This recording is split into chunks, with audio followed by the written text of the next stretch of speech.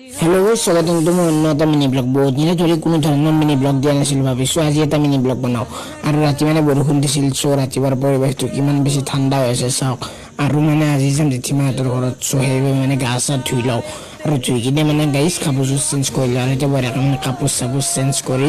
এতিয়া আৰু যোৱাৰে কথা আৰু এতিয়া মানে বৰ্তমান আমি যাই আছোঁ আৰু যাই কিনে মানে অলপমান আগত ৰখোঁ আৰু ৰখি কিনে মানে কিবা এটা বস্তু লৈ লওঁ আৰু বস্তুখিনি লৈ কিনে আমি চিধা আহি পালোঁ আৰু আহি কিনে ইয়াতে চাহ তাহ খাই কিনে এতিয়া অলপ মানে এনে বহি আছোঁ আৰু যাৰ ঘৰত আহিছোঁ তেওঁকতো দেখুৱাই লাগিব চ' ইজনী আছে জেঠিমাইজনী আৰু এতিয়া মানে ভাত চাত দিলে চ' ভাত চাত খাই লওঁ আৰু খাই কিনে সন্মুখত তামোল ভৰাই কিনে আহিলোঁ চিধা ঘৰৰ পিছভাগে আৰু ঘৰৰ পিছভাগে আহি কিনে দেখিলোঁ যে মায়ে কিবা এটা কাম কৰি আছে চ' কামখিনি কৰি থাকক আৰু মই